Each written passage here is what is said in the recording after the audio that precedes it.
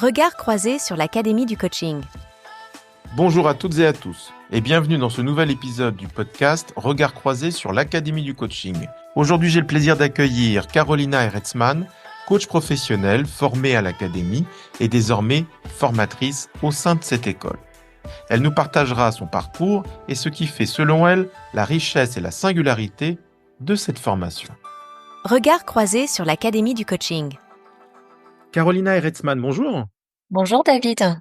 Alors, bienvenue dans ce nouvel épisode de la série de podcasts Regard croisé sur l'Académie du coaching, académie au sein de laquelle tu es enseignante. Oui, tout à fait. Alors, quel a été ton parcours avant de rejoindre l'Académie du coaching? En quelques mots. Alors moi, j'ai débuté ma carrière dans les domaines du marketing et de la communication, dans diverses structures, des grosses structures, mais aussi des plus petites, des startups. Et puis, j'ai eu de nombreuses années d'expérience en expatriation qui ont un petit peu, on va dire, chamboulé ma carrière, mais qui est venue aussi l'enrichir fortement et m'ont donné l'occasion aussi de m'investir pas mal dans du bénévolat, de me lancer dans des activités dans lesquelles je ne pensais jamais me lancer, monter des petites activités plus en entrepreneuriat. C'est ce qui m'a conduit petit à petit à aller vers du coaching et de l'accompagnement des personnes dans leur cadre professionnel. Qu'est-ce qui fait qu'à un moment donné, tu as décidé de rejoindre l'Académie du coaching comme enseignante? Est-ce que tu as été formée par cette école peut-être? Oui, alors j'ai été formée à l'académie, donc en fait, après mes années en expatriation, une fois retournée en Europe, je me suis vraiment posé la question de qu'est-ce que j'allais faire maintenant? J'avais l'opportunité de retourner dans mon entreprise en France. En fait, l'activité que j'avais en communication avait plus de sens pour moi et je voulais vraiment m'orienter vers de l'accompagnement. Et j'ai démarré un petit peu à l'envers. En fait, j'ai commencé avec une formation d'analyse transactionnelle pour goûter au monde, on va dire, un peu plus de la psychologie, mais sans me former complètement à la psychologie. C'est ce qui m'a donné le goût de me lancer dans du coaching. Je me suis formée à l'analyse transactionnelle en Angleterre et en rentrant en France, je me suis un petit peu renseignée sur les écoles de coaching et dont l'académie. J'ai décidé de rejoindre l'académie qui me parlait beaucoup de par ses valeurs, de par l'enseignement. Je cherchais vraiment un enseignement expérientiel pour un petit peu me bousculer, me faire sortir de ma zone de confort, mais surtout apprendre une posture de qualité en tant que coach, en m'appuyant aussi sur mon référentiel d'analyse transactionnelle. Et j'ai choisi l'académie qui m'a formée. Et à l'issue de formation, j'étais très touchée puisque le corps enseignant et dont François m'ont invitée à rejoindre le corps enseignant, d'abord en tant qu'assistante ou facilitatrice. Les terminologies ont changé au fur et à mesure des années et donc ça a été l'occasion pour moi de rejoindre effectivement l'équipe enseignante. Mon parcours est un petit peu atypique parce que du coup, j'ai accompagné en tant que facilitatrice pendant un peu plus d'un an et ensuite je suis repartie en expatriation avec mon mari, donc ça a créé une parenthèse, mais j'ai toujours gardé le lien avec l'académie et c'est à mon retour 3 années plus tard que j'ai rejoint l'équipe d'enseignants, d'abord en tant que présidente du jury et puis ensuite à nouveau en tant que facilitatrice assistante enseignante et maintenant en tant qu'enseignante. Qu'est-ce que l'enseignement à l'Académie du coaching t'apporte personnellement et professionnellement? En quoi ça te nourrit? En quoi ça t'enrichit? Le métier de coach est un voyage continuel d'apprentissage, de découverte de soi et des autres. Faire partie de l'équipe enseignante, en fait, continue à nourrir aussi ce voyage d'apprentissage tout en transmettant à des autres ce métier avec notre regard à l'académie qui est un métier quand même exigeant et de qualité. Et il y a aussi le fait de faire partie d'une communauté qui a vraiment à cœur de défendre le métier de coach, de réfléchir aux évolutions du coaching pour mieux accompagner nos clients, tout en composant avec les changements sociaux, les changements technologiques que nous subissons. En fait, c'est une vraie richesse et de pouvoir du coup continuer à transmettre et à former des coachs de qualité qui vont à leur tour aussi accompagner. Ça fait partie des éléments qui me motivent aujourd'hui. Et puis c'est une vraie richesse de rencontrer toutes ces personnes et de voir leur transformation au fur et à mesure des mois, se retrouver avec des pairs, des collègues, une belle communauté. Quand tu réfléchis, Carolina, à ce que tu transmets, aux élèves qui, suivent le cursus de formation au sein de l'académie, qu'est-ce qui est, au cœur de ta pédagogie?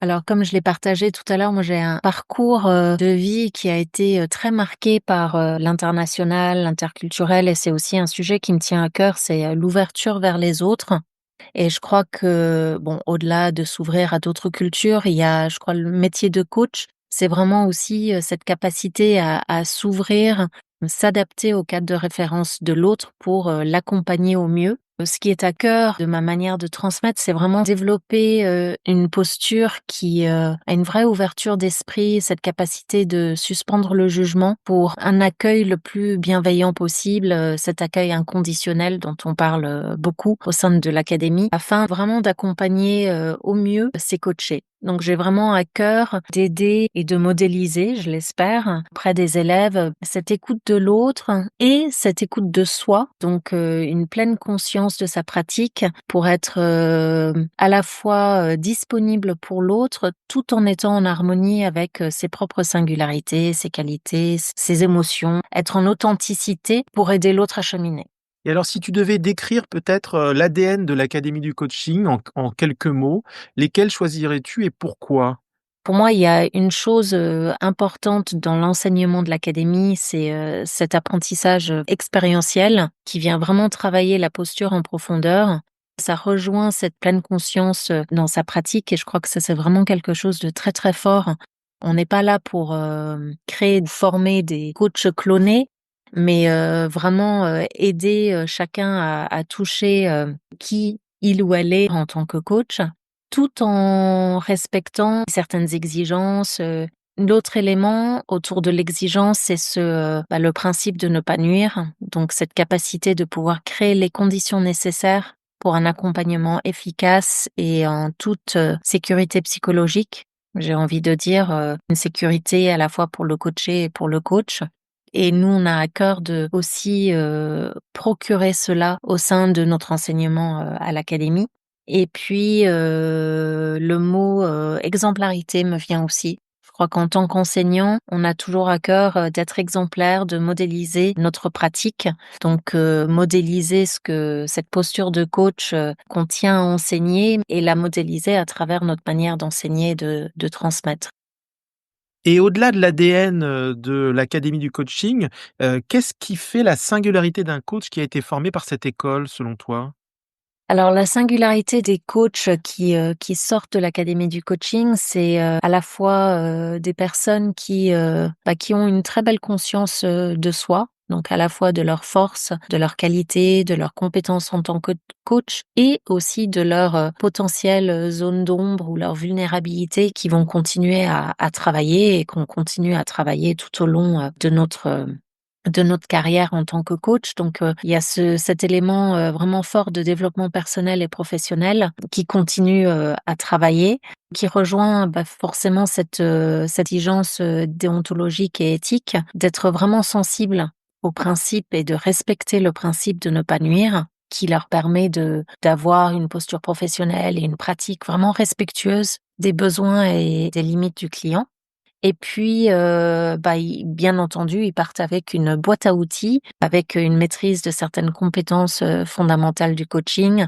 Ce qui est vraiment important au sein de l'académie, c'est qu'on a à cœur d'apporter, des outils et des concepts qui viennent, de différents référentiels, donc l'analyse transactionnelle, la PNL, la Gestalt, l'approche systémique. Donc on se veut multiréférentiel qui permet aussi à nos coachs qui sortent de l'académie du coaching de choisir là où ils ont de l'appétence, là où ils ont envie d'approfondir, toujours, donc en lien avec leur singularité. Donc, ils peuvent aller, continuer à se former dans d'autres choses pour être en phase avec, ce qui est aligné pour eux, pour approfondir encore plus leur posture de coach. Alors quel est ou quel serait ton plus beau souvenir d'enseignement à l'académie du coaching, Carolina?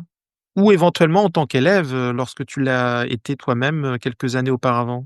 Pendant ma formation, j'étais enceinte de mon troisième enfant qui, m'a accompagnée tout au long de la formation et j'ai également, malheureusement perdu mon papa pendant cette période Et j'ai été très, très touchée par, le soutien que j'ai pu avoir, à la fois des enseignants, puisque en plein apprentissage, c'est assez chamboulant. On a notre cadre de référence qui est bien chamboulé, bien perturbé, avec beaucoup d'introspection sur, une analyse réflexive sur, nos pratiques en tant que coach.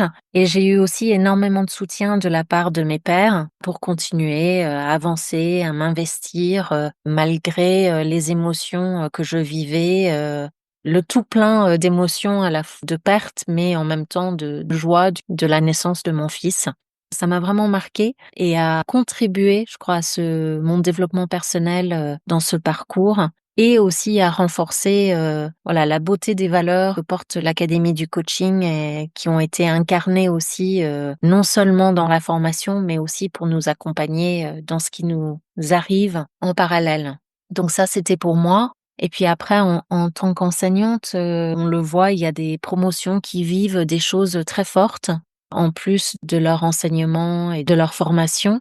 De la même façon, on a vécu, des moments, difficiles avec des maladies qui se sont invitées, et certains des élèves qui ont dû, justement, se battre contre certaines maladies et on a une promotion, on a malheureusement perdu une élève qui a succombé, à la maladie, et encore une fois, j'ai été très touchée de voir, la manière dont, les élèves, et le corps enseignant, on s'est soutenus entre nous aussi pour continuer à avancer, pour accueillir, pour continuer, à ne pas perturber non plus, l'enseignement, mais justement à l'adapter, pour, être dans la pleine présence et dans cet accueil inconditionnel.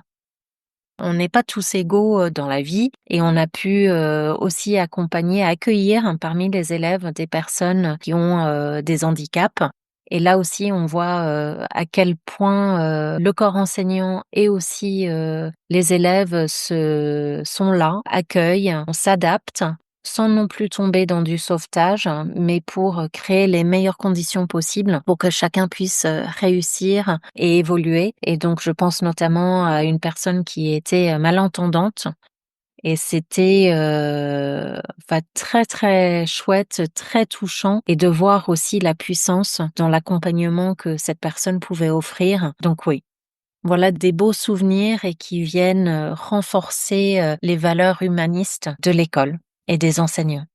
Et merci pour ces partages, assez émouvants et ça met en exergue aussi la dimension, effectivement humaniste de l'école et la capacité, d'adaptation, finalement, du processus de formation aux situations individuelles, dans la mesure du possible évidemment. Oui, oui, tout à fait, absolument.